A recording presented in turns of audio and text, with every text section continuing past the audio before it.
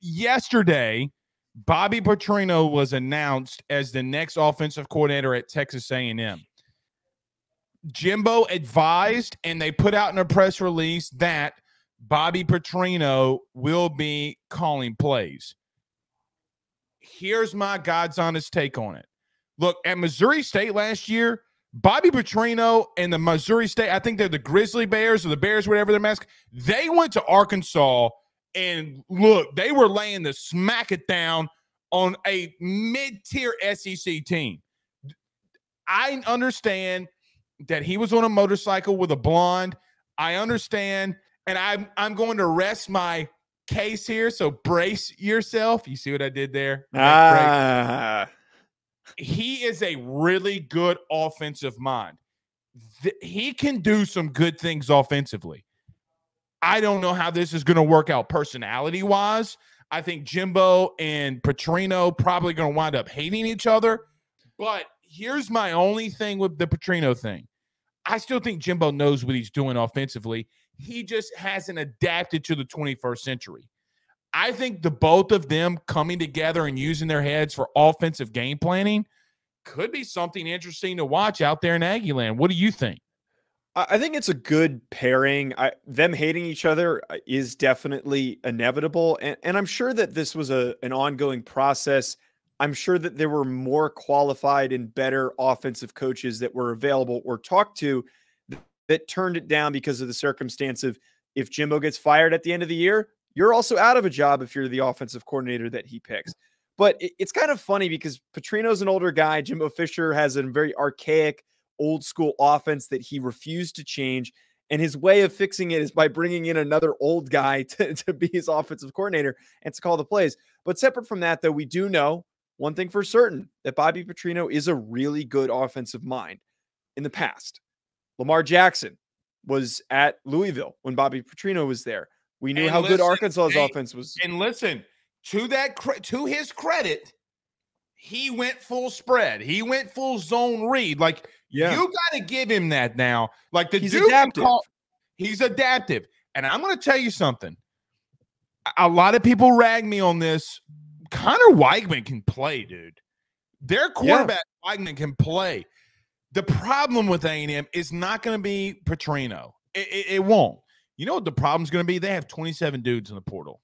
27. And maybe they can get some of those guys back with Petrino because I'm sure that a lot of them were separate from the other locker room drama. I'm sure that a lot of them were sick of the horrible offensive output, but they're returning Weigman. I think I'm going to mess up that pronunciation until I hear it enough times.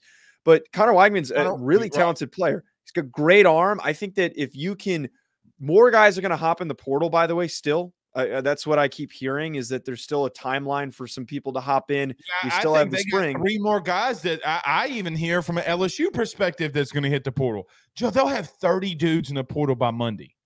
Well, the flip side is if they can be successful in bringing in some other players from other programs, some good receivers, that's what the goal needs to be for Bobby Petrino if he wants to resurrect this. But I think this is just a last-ditch effort. I have a feeling, Blake, I hate to admit this, I don't think this is going to actually matter because Jimbo's going to get fired at the end of the year. This is a desperate ploy to divert attention, and it's a distracting hire. It's taking some attention away from Jimbo, and it's delaying the inevitable. He's going to get fired midway through the season.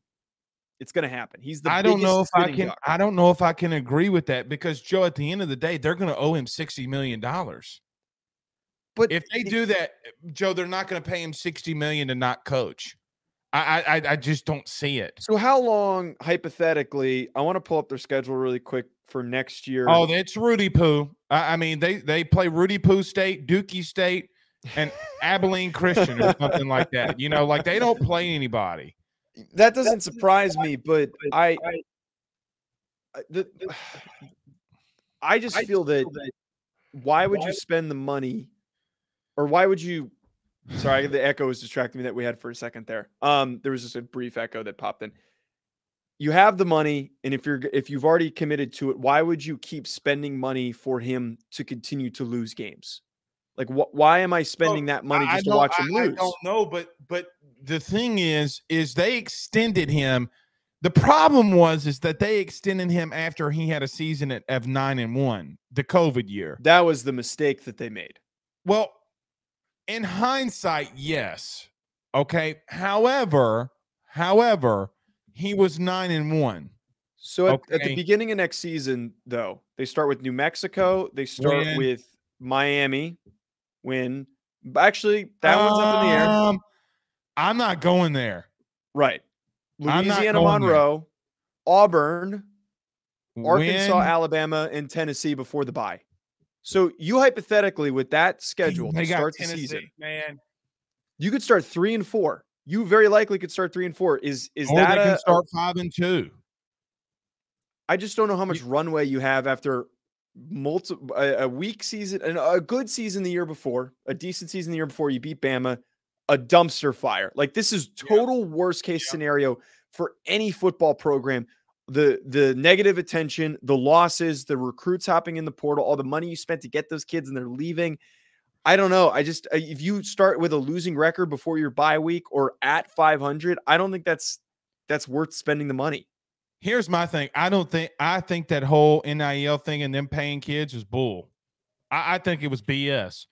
Do you want me to tell you why I think it was BS? Like, some people are saying that they were getting paid some kids, freshmen, were getting paid $75,000 a year to go to Texas A&M. Why are those kids leaving? Well, Blake, they're losing. Well, let me just tell you something. There's not a lot of 18-year-olds, and let's call it what it is. There's not a lot of people in the world that make $75,000 a year. Yeah. Joe, me and my wife combined make over, we make a good living. I remember when we got together and I'm eating a peanut butter and jelly sandwich. Okay. I would have taken a $75,000 a year job like that. Those kids are not making the money that everybody says that they're making. Let's get that understood right now. So just so everybody knows, money talks and BS walks in a mother freaking tightrope. Those kids aren't getting paid what they're getting paid. But I agree with you. I don't think it's going to work. Here's why I don't think it's going to work. I don't think it's going to be offensively. I think it's going to be defensively. Joe, they're losing too much. They're losing way too much depth on the line of scrimmage, linebacker, and then in secondary. Joe, they will have, just as a scenario, there's a very strong likelihood from the time that they hit conference play until they play LSU at the end, they're going to play somebody that they signed the year before that's a starter. Yeah. So that alone, maybe outside of Alabama, I don't think anybody from A&M is going to Alabama at the current moment, but you got guys all across the board that should be starters for them that won't be there. A&M, if the right coach got in there, they could do something special. But you can't go get a man from West Virginia not named Nick Saban and think it's going to work. You can't. You just can't. And Jimbo's not going to do it. He can't do it. Right. Jimbo's not the guy. So, like, that's where how much longer – I think the question to be asked here is Petrino's buying him some time. Maybe they have a bounce-back season where they finish with 4 losses. Like, that's if he goes 8-4, they're not getting fired. If he goes 8-4, he's not getting fired. That really sucks for the expectations for that program is 8-4. I totally agree with you. I totally agree with you. But if he goes 8 – because, Joe, who does he lose to? Does he lose to Tennessee? Does he lose to Alabama? How does he lose those games? Does he lose to LSU, who's going to be returning to, probably 19 out of 22 starters? It's very realistic for them. A really good season, considering where they're at, is 8-4. Yeah. Joe, but people don't realize they've been a dumpster fire. What's even worse is that they fired Kevin Sumlin, and he's done this record's damn near the same as Jimbo's with Kevin Sumlin. That's the wildest thing to me. But I don't know.